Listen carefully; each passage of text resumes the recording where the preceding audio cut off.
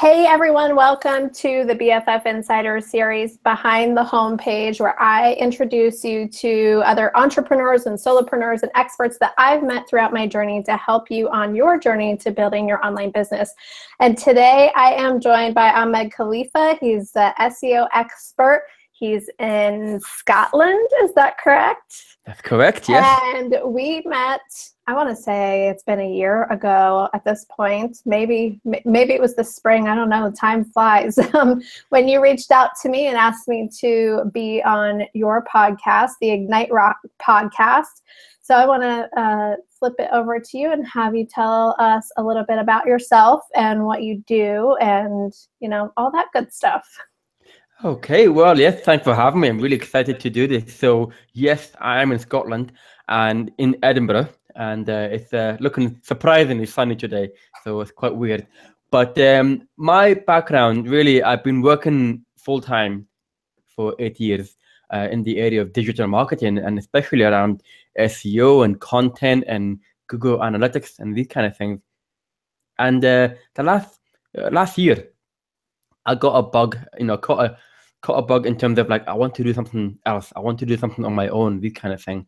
And even though I enjoyed what I've done in my career, working for big and small companies, doing lots of different things and traveled across the UK and abroad as well for my job, I wanted to do it on my own. So last year I decided, you know what, I'm going to launch my own business. And it's based around helping people who have a WordPress website, just helping them to maximize the potential of their site by growing their visibility, increasing their audience engagement, getting the conversion that they want, and just helping them to make the most out of the WordPress site. And the reason I'm doing that is because I get kind of frustrated when the entrepreneurs, the small businesses, and the moms and pops are not getting the advice that I think they should be getting. They have been misled, or they have been struggling, and they can't afford, hundreds of thousands of dollars every month or year or whatever it is for an agency. I want to help them. It got really frustrating that they can't get the help they deserve. So I decided, you know what, I'm going to do that. And I am pretty much obsessed with WordPress. And I've been in the community quite heavily for the last few years, been using it for 10 years. And it was a no-brainer for me to choose WordPress as my go-to CMS and focus on that area. And it made sense for me to combine my love for WordPress with my experience in digital marketing, SEO, and all these things, put it together. And that's how my business grown, really. That's how I started it all. I think that's why I connected so well with you, because your values and your mission is really to kind of empower the people that don't have access to the same kinds of information and help that like a bigger company would have. And that, because it can be, something that's maybe more difficult to understand than that people tend to maybe get bad advice or something like that. So I love that you're just trying to make it accessible and understandable for people that are really trying to do the exact same thing that we do, is follow their passion and build a business and just do what they love all day. So I think that's why we connected so well the first time that you reached out to me. But I want to talk a little bit more about how you made the transition from working for someone else to now running your own business. Are you full-time in your business? And so tell me kind of the story of that decision and maybe, how you prepared for that move and that type of stuff. Sure. So I was working full-time, the normal, call it 9 to 5 jobs like most people have. But in the evening, I've always try to experiment with things, play around with WordPress, or just learn more, because I wanted to learn more about different things and use that time in the evening to do other things as well that maybe I couldn't have done during the day. So over time, I started to, some people needed my help. I helped them a little bit at home after work, and I didn't get paid for it. It's just something that helps you to learn more, and it's something that in some way or another, it's more valuable than getting paid for, because you get an experience doing like a side gig and helping other people, at the same time, and kind of like testing the market. So for a while I did that, and then gradually I got more and more involved with the WordPress community and getting involved in the meetups and WordCamp and all these things. And that was all on the side while I was working full time. And really, it just got a gut feeling about it. And there was a point, I can never pinpoint it, but there was a point this time, sometime last year, where I thought, I need to do this. I want to do this. And it helped that I did the side gig for a while. It helped that I was involved with the community, talking to people, building a relationship, just because you want to do it, not because you want business out of it. It's just because you want to get to know people. And it helped that I had that kind of foundation set in place. So when the time came for me to be, you know what, I want to do this, I wasn't really enjoying my last job. I thought maybe because I have to do this, I thought I'm going to do it. And I jumped in. But people will always assume that, you know what, maybe I should start a business immediately. And I'm like, well, no, maybe you should test it first. Go test it on the side. And if you have a full-time job, that's not a bad thing. And for me, I would never, ever say that my full-time job has held me back. If anything, if it wasn't for my full-time job, I wouldn't be able to have my business right now. It helped me to be who I am today. It helped me to test the market. It helped me to give me that knowledge and experience. And then gradually, it was the right time for me to launch my business. And since then, I've been full-time working on my business as well. And I haven't looked back, but the journey for me, it was gradual. I didn't jump in the deep end and thought, you know what, I'm going to go for it. It's just step by step. When you know it's right, you know it's right. I love that. And I actually, I know the last time we talked, I told you that I was working towards making it my full time. I put my notice in a couple months ago for the end of the year. So I gave like a 7-month notice, but I'll be leaving my job at the end of the year also. And I think that I totally agree with you as far as, you know, they can feed each other. They really can, you know, help you to see what's really right for you. You know, if you're just going to quit your job and chase this thing, and then maybe that's not that gut thing, the thing that you know you're meant to do, then you know, I mean, everybody does it differently, but I'm definitely more on the path of you of like, okay, I have this gut feeling that it's going to work out.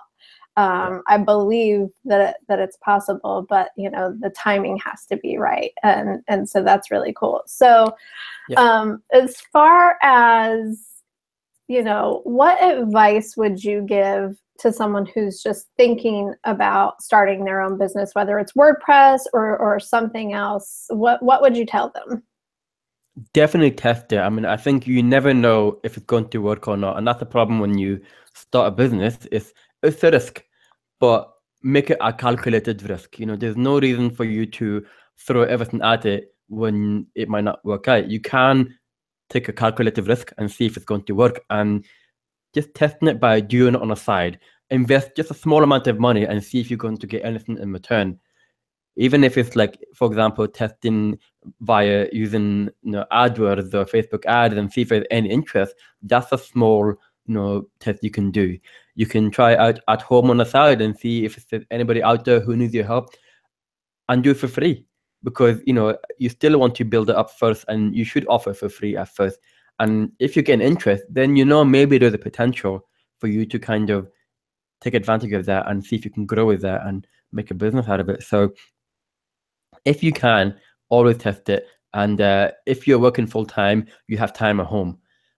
And you know, if you think that you don't have time, okay, maybe people have, you know, family and children or these things, which is, I totally understand and I appreciate that. But it just, you know, it's a question of how much do you want it? So are you going to watch back-to-back Games of Thrones, or are you going to use that time to see if you can really start a business and do something with it? Because, you know, you can look at how much time you spend in doing other things and see if you can just get rid of that and focus on what you want to do. If you want it enough, then you're going to find the time to do it and test it out. You just never know what you can get out of it. So yeah, that would be my advice for everyone. That's great. So tell me a little bit more about, or tell our audience a little bit more about your podcast and the purpose of your podcast and how long you've been doing that. Sure. So the podcast was definitely an interesting experiment for me. And one thing that I want to do more and more is just creating content. I write blog posts and all these things, but podcast is another format that I've always loved, and I'm a huge fan of podcasts myself. So I thought, let's give it a shot. And with my podcast is I like to interview people who have used WordPress in a very creative, inspiring, awesome way, just to show that anybody can have an online presence using WordPress. It doesn't matter who you are, what industry you're in, your situation, you can have an online presence using WordPress. And here's my proof.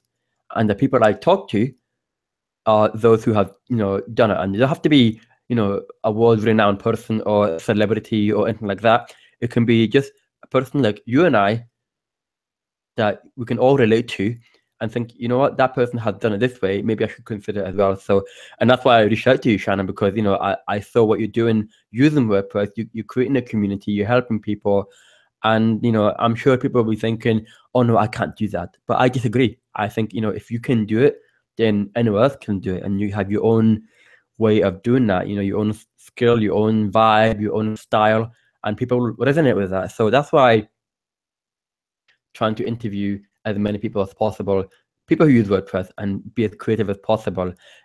During that moment as well, I have recently adjusted it a little bit by doing some solo episode where I share my own tips and advice about anything related to WordPress or your business, online business, marketing, whatever it is. But essentially, I want to prove to you that you can do whatever you want online using WordPress. I love that. And so one of the other things, it's like you have talked a lot about, creating content and engaging people online, but then I also hear you how involved you are, in the one-to-one aspect or the in-person aspect of like the WordCamps and the different things. So can you share a little bit more about, how you build your business online versus how you build it offline? Because I think a lot of us, myself included, I'm guilty of this, is I sit behind my laptop and I have never been to a meetup in Columbus, Ohio, which is a pretty active group here. And I'm almost like feel guilty about not getting involved in that community. But I'd love to hear a little bit more about, how those two feed each other. Definitely. I mean, I think a lot of people are guilty of just sitting behind your computer. You just focus on the screen and that's it. And it's so easy to be absorbed in that and forget about what's happening around you and outside your office, your home, or your whatever you work. And it's something that you should never dismiss. Online, I mean, of course, the internet world is a powerful thing. It's a beautiful thing. We love it, and we can't operate without internet now. That's just how we. And of course, if you run an online business, or if you run a business in general, you should have a presence online, and managing a website, maintaining it, having content in there, and mingling with different communities and interacting with people online. Of course, you should definitely do that. But at the end of the day, I don't think you can ever replace the face-to-face interaction with people offline. And I think you can use video calls and Skype calls as much. Thank God we have that technology to do that. Obviously, we would not be able to do this, interview with yourself if we didn't have technology. But face interaction with people is much more powerful than doing everything online by tweet and Facebooks and whatever. The reason why I wanted to be involved in the community of WordPress and WordCamp is because I wanted to be physically around other people for my personal development, for my business, but also for fun. Enjoy it, to interact with people for social reasons. And at the end of the day, we're human. We need social interaction with other people. But we should do it the offline way, the way we've always been doing it when we were all kids and stuff like that. And before I started my business, I knew that I wanted to be involved with the WordPress community much, much more. So I went to meetup.com I realized there's actually an Edinburgh WordPress meetup group, and I thought, fantastic, I just go in there. And the first time I interacted with them was I actually volunteered at WordCamp Edinburgh in 2015. And that was a great experience. It allowed me to interact with so many different people, made so many new connections, new friends, new business acquaintance, all these things, and not just from getting myself out there. And I became more and more involved with the Edinburgh meetup, even online as well, the WordPress community online. I got involved with that. But, I got involved so much that 2 weeks ago, we had WordCamp Edinburgh 2017. And I was part of the organizing team in that. And it was so much hard work, and it's a lot of work in the background to get that event going and make it a success. And, you don't get paid for it, but you do it for the community. But if I wasn't involved in the meetup group, then that wouldn't have happened. And if I wasn't involved in a co-organizing team, I wouldn't have been involved in such an amazing community and building that event. And that I will be taken over as the lead organizer for WordCamp Edinburgh from next year, potentially, or maybe year after. I don't know yet, but I'm going to be the lead organizer. And that has opened up a lot of doors, a lot of connection, a lot of meeting new people and interacting with people. And that was just for fun. I mean, I'm not saying I got in the bank because of that. I just enjoyed it, but I also learned so much by having that face-to-face conversation with people. And again, if it wasn't for being offline and getting out there, I would not have been involved in organizing a big event. I would never had a chance to be a lead organizer of WordCamp. I mean, that's something that I'm very proud of right now, that I'm going to do that. So definitely combine the two, online and offline relationships, valuable, but I think face-to-face is more valuable than any form of communication, without a doubt. You've convinced me. I'm committing to go to my next WordCamp, making a note to look it up and RSVPing clear on my calendar. But I think that, that goes for, anyone else that's not in the WordPress community, to really find that local group of people that you can actually go out there and that are in your niche or in your industry.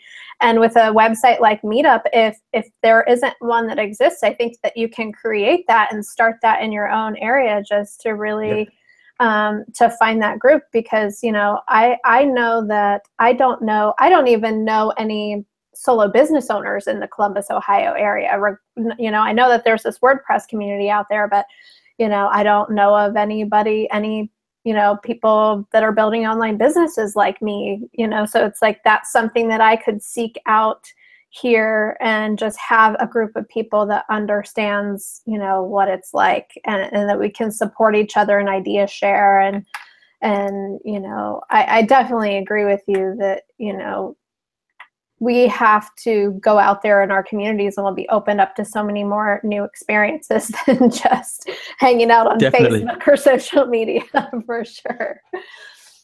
You can't ignore it. I mean, this is the thing that people are not aware of, is that WordCamp is deliberately accessible to everyone. It doesn't matter what business you're doing, what industry you're in, whether you're beginner, intermediate, or advanced, whether you are a technical person or a content creator or a designer. It's for everyone.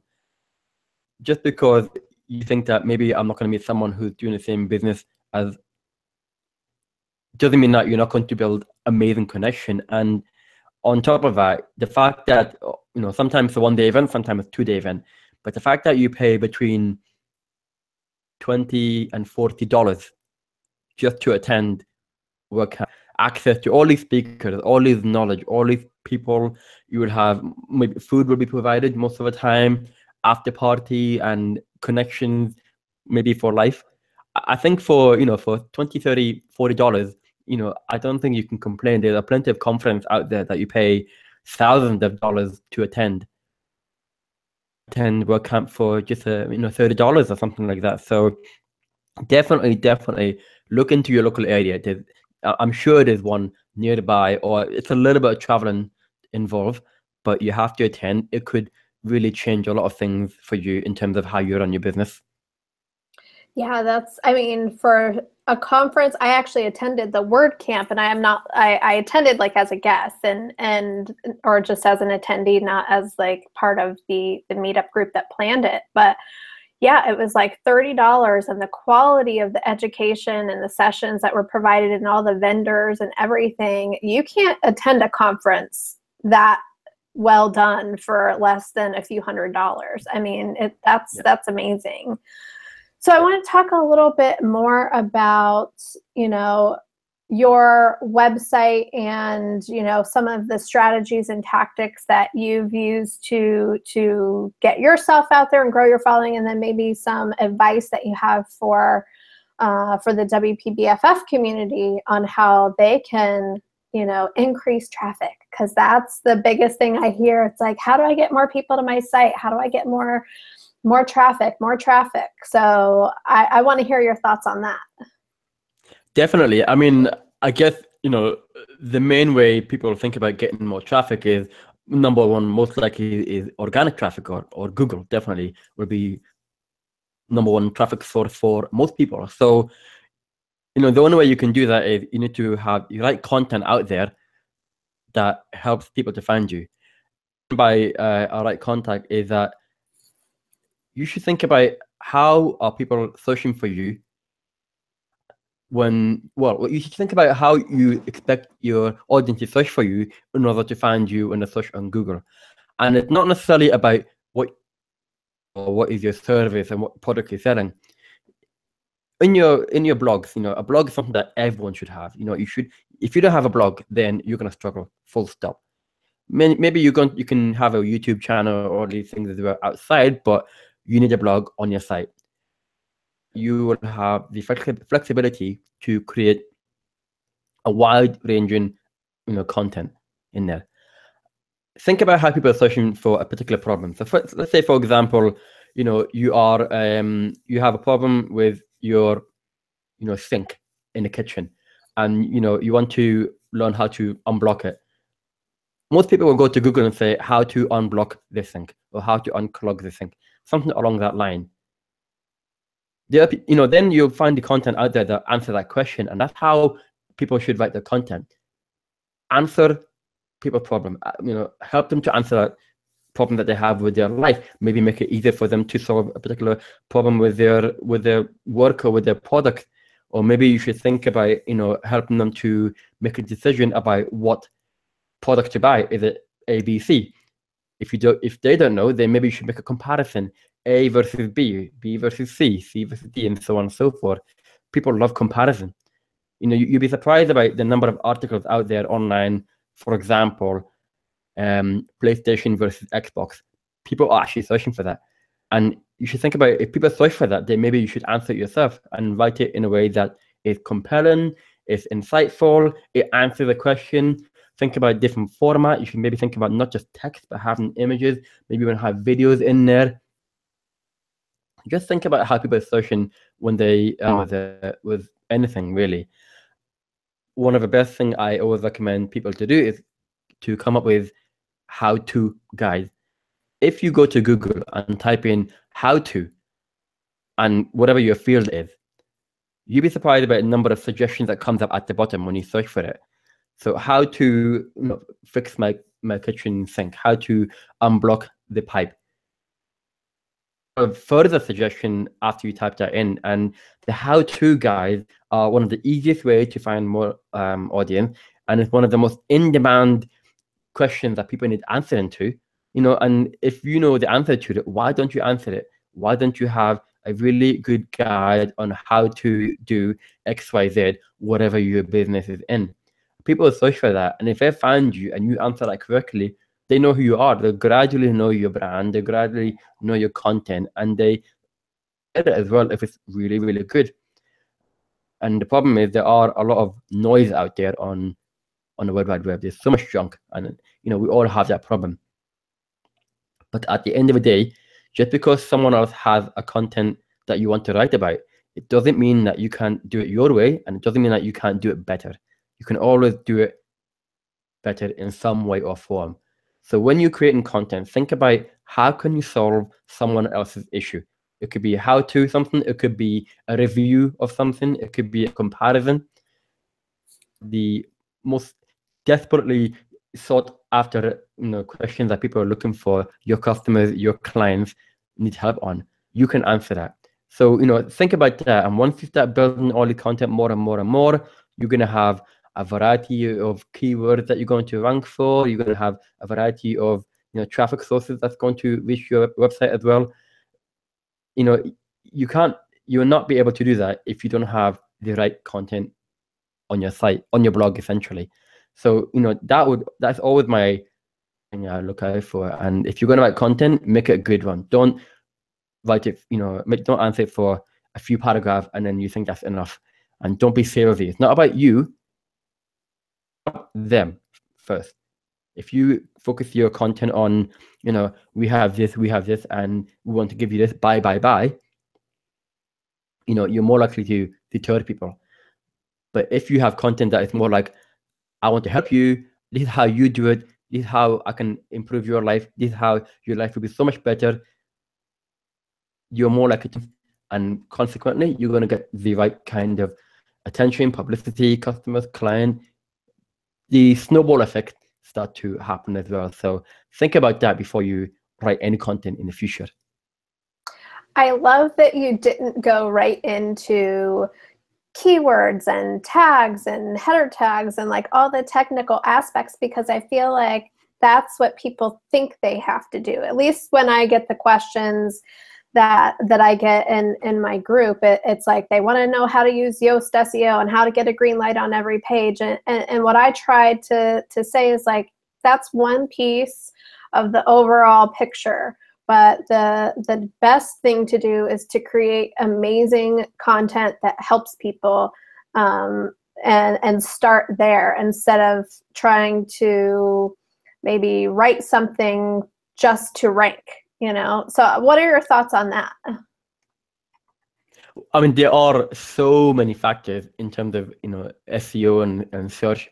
There's too many things to look out for. And, there's hundreds of ranking factors to think about it. But I think if you start thinking like that, you will overwhelm yourself. And then, the worry is that you will focus on writing for the search engine instead of writing for the people. And really, you want to focus on the people first. Because at the end of the day, if they don't like your content, then Google will kind of know. They will have a hint of like, oh, the content is not engaging, or people are not really finding it very useful, or maybe too thin or too stuffy and low quality. The people will know that, but Google will also know that as well. So focusing on having that really high quality content, and I'm not saying you have to write, a 5,000 word blog post.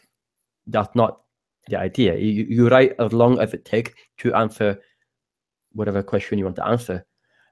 And after that, then you can think about, right, I have that content, I've got it on my blog post, I haven't hit publish yet because I need to kind of think about how it's laid out.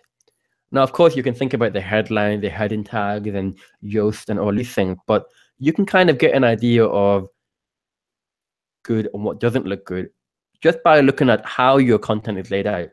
If you have 1,000 word blog post and you have split up into 3 different paragraphs, so you have big chunks of text and paragraph, you have to think about, is that going to be is that really engaging? Is that going to make people read it? A big chunk of paragraph, or maybe split it up into 10 mini, 15 mini paragraph, that kind of stuff. After that, maybe I should think about putting subheadings. Maybe I should think about putting images in between. And then maybe I should think about having a conclusion in the end and links to the relevant places, not just to your site, but to other people as well. There's nothing wrong with that. And, that is something that you should think about yourself as well. You don't have to think too much about the technical side of things. Not for a long time anyway. Content out there, you have it laid out. Just look at it and think, okay, what can I do to make it better visually as well?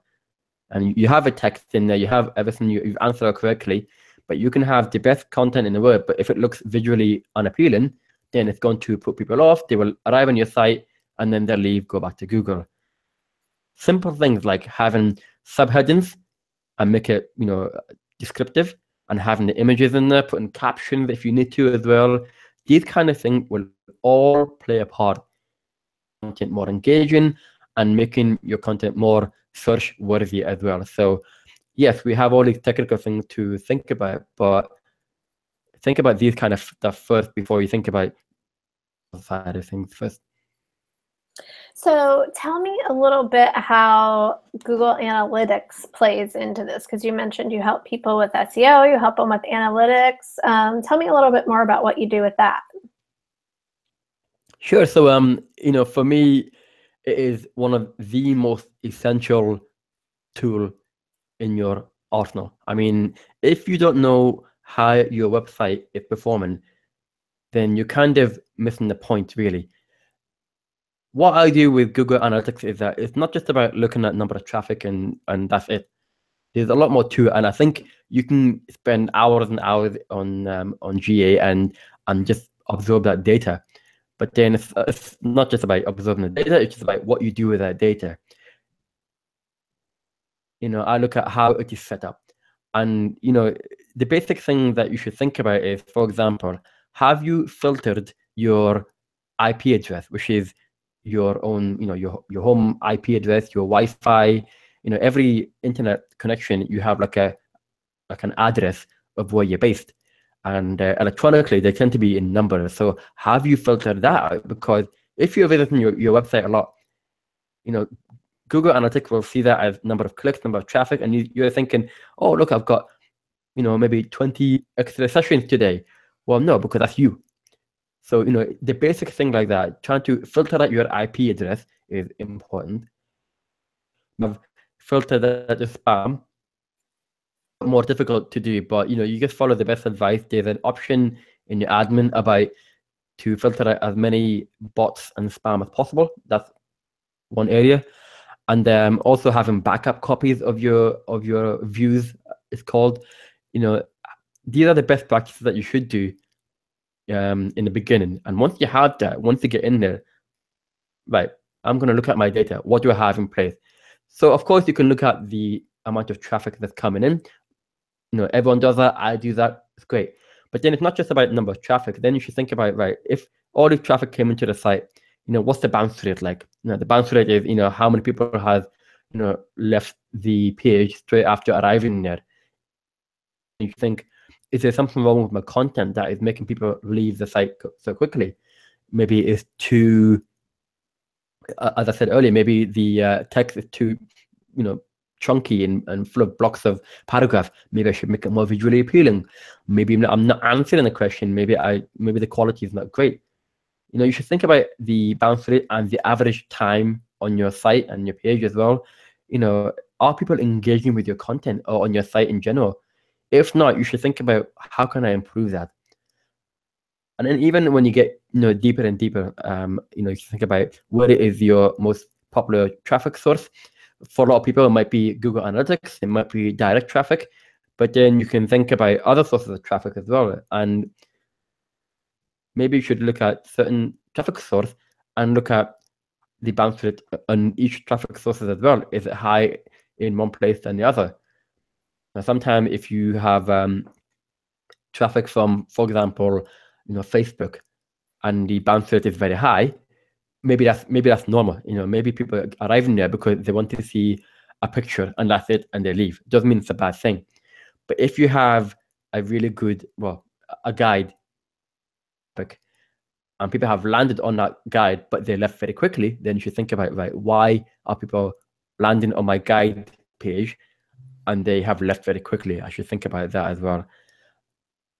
And ultimately as well, the last thing, there's so many things, but another thing that you should think about with Google Analytics is your goals and your conversion. Right? No matter who you are, has some kind of conversion. What's your goal? And it doesn't have to be about sales and revenue and people buying my product.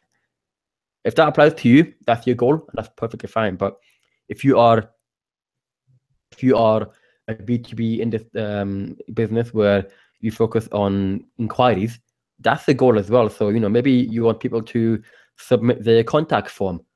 That's the goal. You should track that. Maybe you want people to subscribe to your newsletter.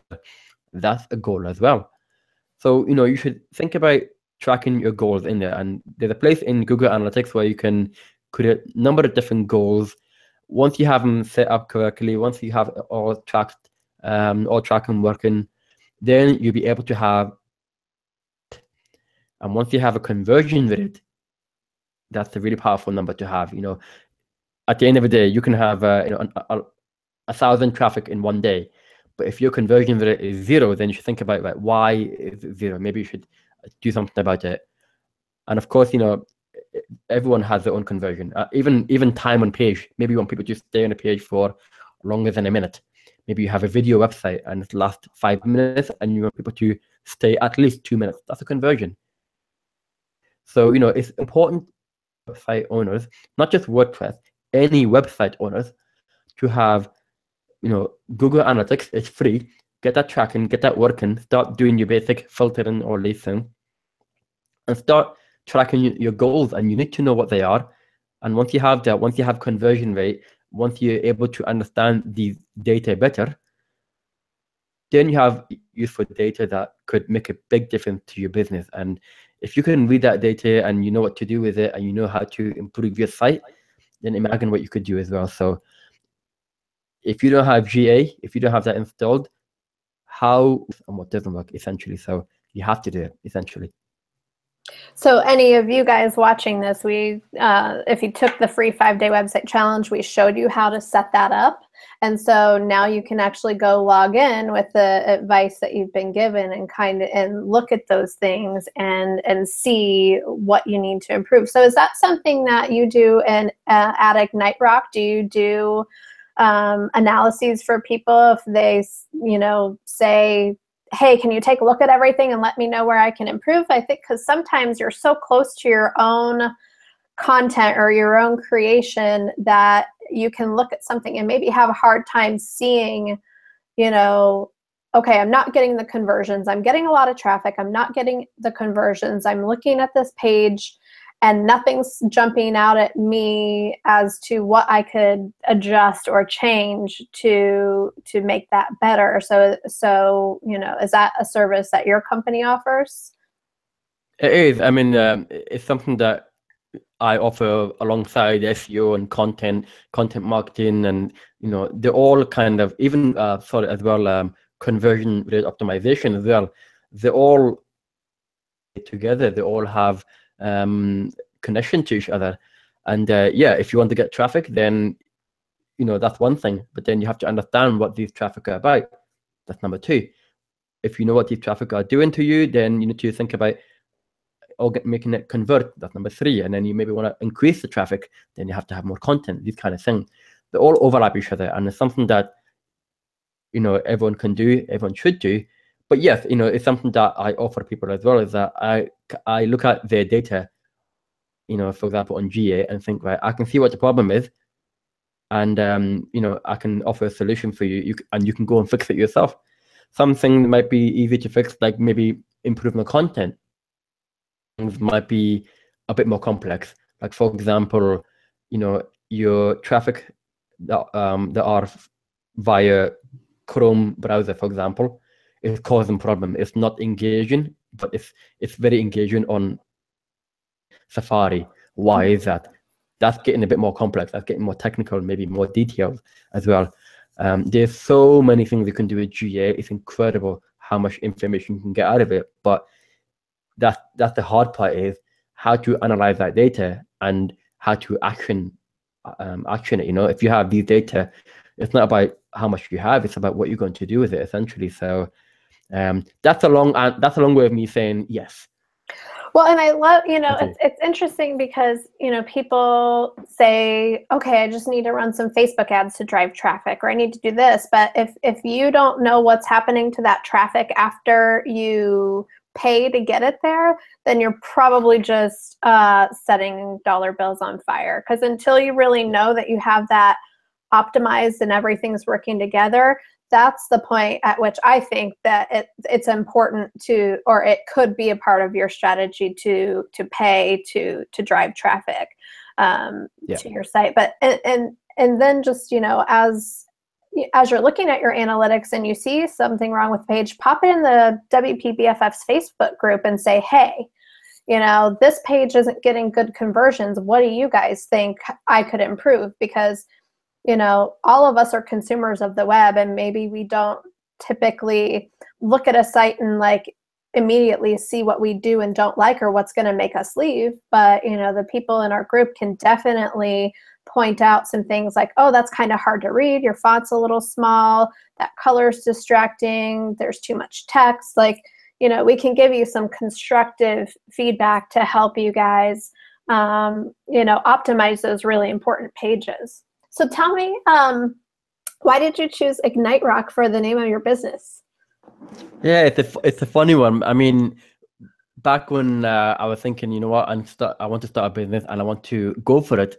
You can spend so much time thinking about the brand name, and you can spend forever thinking about it. And there was a point where I'm thinking, you know what, I'm spending too much time, wasting time, trying to find the perfect brand name, which probably doesn't exist anyway, because you're always thinking about your brand name. So in the end, I wanted to combine two words, which kind of, it's an ethos of my brand. So ignite your business, make it grow and make it explode kind of thing in terms of visibility, with that kind of rock stability, customer service that you would, everyone would want to.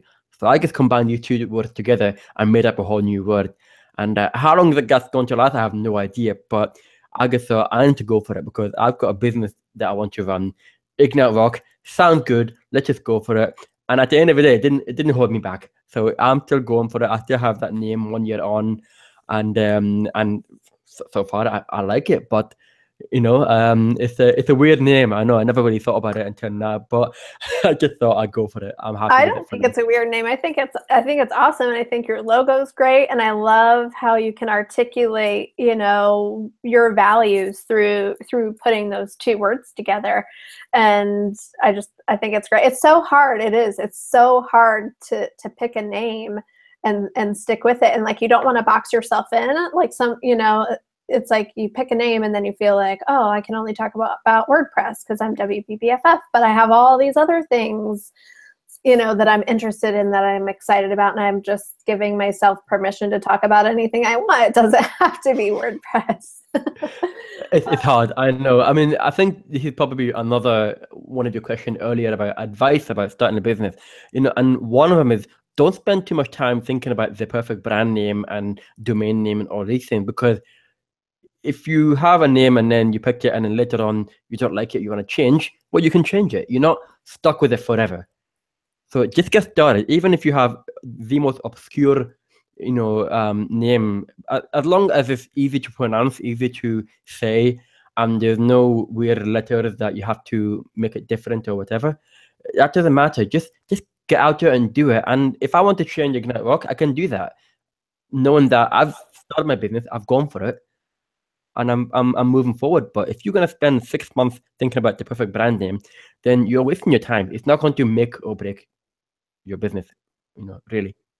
Yeah, I agree, and I think that sometimes people don't even realize that they can change it. One of my clients that I'm working with right now, she's been so relieved as we've been working together, where I'm saying, if something changes, we can adjust this later, and she's like, you can? Like, I can change this? Like, because, I think that I take it for granted sometimes that I just know these things, and that I think that maybe everybody knows them.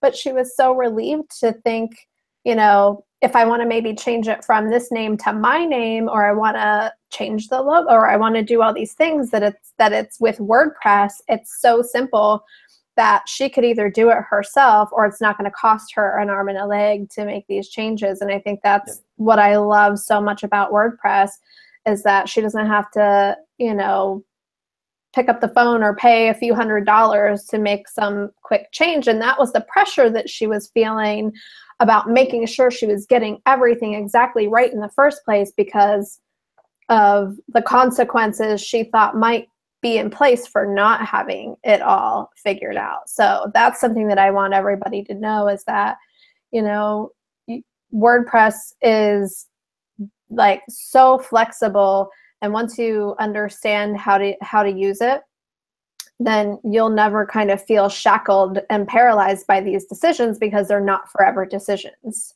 Yeah. So I think that's Very really true. cool. Very true. Yeah, I think we take it for granted, definitely, about how flexible and powerful WordPress is. I 100% agree with you. So tell me, who in your life has had the most influence on you? So I suppose, I mean, it's always cliche, but I think, my parents are, majorly influential because they instilled that kind of hard work ethic that, I needed use of my life. And I still use it today. And even, for example, from, if I go to university, and before that, it was kind of hard work for me to get to that stage. But I just worked and just really put the effort in. And in the end, it worked out. If I in the beginning of my career and trying to find a job, it wasn't, how I thought I would go, but I just do it, keep on going, keep working. And you run the business now, and it's hard work. And you can't run a business and be quite relaxed and chilled out and do nothing about it. You have to put the effort in and work hard. So if it wasn't for that hard work ethic that my parents instilled in me, I would wonder what I'm doing right now, because I'd probably maybe be a bit complacent about anything in life, about, oh yeah, I'll be fine, I should expect that to come with me, someone will give it to me on a plate, all my business will run by itself, the money will come in, no problem. No, you have to work for it. And definitely my parents put that kind of ethics in me, which I'm very, very grateful for. That's fantastic. It's like, yeah, you have to take action every day to get closer and closer to what you want. And just sitting and thinking about it and strategizing and planning and writing to-do lists, yeah, they're all helpful to then take action from those lists. So I think that's super important. So tell me, what are some of your goals for the future of you, for the future of IgniteRock, and what do you have up your sleeve? Definitely, I want to help more people. And I guess that's kind of the thing that I've always wanted to do anyway with IgniteRock and my business. And even before that, I just want to help more people and help them with their website. And that can be in a variety of forms. And that could be, by blogging or something, or it could be by continuing doing podcasts and just sharing that knowledge with as many people as possible. That's what I want to do. And it's only been a year right now, and making good progress, and people are very happy with the content that they get from me, and also the work and the service, all these things. Fantastic. But I want to help more people, and that's why I'm kind of upping my game a little bit in terms of writing content, podcasting. I will get on the video bandwagon quite soon as well. Webinar like this as well. I'm speaking, a bit more often now. I spoke at WordCamp before, and I want to do that more often. I think there's something about giving, and I always believe in, you should give more than you should receive, or don't expect to receive at all. Just give. And things will kind of fall into place as well. I mean, of course, there's a line of how much you can give for free or forever. You still have a business to run, you have bills to pay, and you have a family to look after, of course. But the one thing I live by is, you have to give all the time, and that's what I want to keep doing in the long term. Just keep doing that, and things will kind of work. Well, it can kind of fall into place, kind of thing, without you knowing it. So that's one of my biggest goal, really. But in terms of IgniteRock, I'm things are going smoothly right now, and had a gradual increase in terms of revenue wise, getting attention, all these things. And it's a good pace, because it's better to grow gradually than rapidly, because then you have more control when you grow. And the pace I'm going is comfortable. So I want to keep doing that, and definitely want to diversify my income stream as well. Think about what other products and services I can offer, because for me and for everyone, I think maybe you shouldn't depend on one income stream and that's it. try to think about what else can you offer, even if it's like a monthly retainer to do a small job here and there, that could make a difference. So that's something that I'm also thinking about developing over time as well. So lots of things to do. I've got too many things to think about right now. So it's never going to end, but that's the exciting part, isn't it, about running your own business? Yeah, I love that it's one of your values to just give away all your knowledge for free. I think that's kind of the key. It's like, give away everything you know, but then also, your time and expertise is what you then sell. So it's like you give it all away for free, but then the actual action of like doing it for you or going deeper specifically in your situation, that specialized, individualized consulting that doesn't apply very broadly. I think everyone in the WPBFF community can get a little overwhelmed about how much is too much to give away for free versus what should I be charging for? I don't want, who's going to buy it who's going to buy from me if I'm already telling them all the answers. And what I always say to that is, they will, because you're positioning yourself as the expert. You're positioning yourself as credible. You're building a relationship. You're building that know, like, and trust factor. And, then that helps, when people are ready to really dig in and have that problem solved, you're going to be top of mind for them. And so, and it just feels good. It just feels good to like share your knowledge and give it all away for free and help people accomplish things that they need to accomplish. So I think that's fantastic. And speaking of that, you do have an offer for the WPBFF community. Is that right?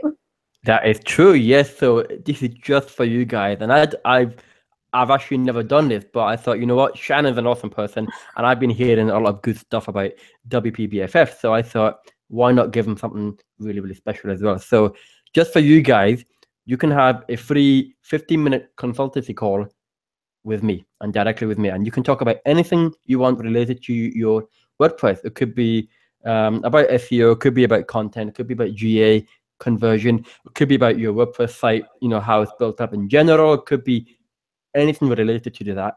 And I'm giving you that 15 minutes of my time for free. And I'm feeling generous right now, so you never know, I might even offer more than 15 minutes of my time to you. So if that's something that interests you, all you have to do is go to IgniteRock.com/WPBFF-15. That's 15. So it's IgniteRock.com/WPBFF-15. You can go in there and you can schedule a call with me. It might be 15 minutes, it might be more, but one thing for sure is that it's not going to stay up forever. So if you want that call with me and talk about anything related to your website, you need to be quick. So let's see what we can get out of it. Let's see how can I help you. Just let me help you. That's what I want to do. That's fantastic. You guys should not miss that. It's up for a limited time, limited number of spots. So if you want one of those spots, make sure that you go and you sign up. I'm sure you will not be disappointed, and I can't wait to hear the tips and tactics that you learned in the Facebook group. Ahmed, thank you so much for joining us today for the Behind the Homepage BFF Insider Series, and I hope to have you on again. And I think that, all the information that you have to share is super actionable, super valuable. And so I appreciate you, and I'm so glad that I got to introduce you to my community. Awesome stuff. No, thank you very much, Shannon, for inviting me. Thank you, guys, WPBFF, for listening to me. I'm really, really happy that I got to talk to you guys. Finally, I've been hearing so many good stuff. So let's hope we can keep talking to you guys. Awesome. And make sure you go to IgniteRock.com and sign up for all of Ahmed's free stuff. And I will see you guys next time. Bye.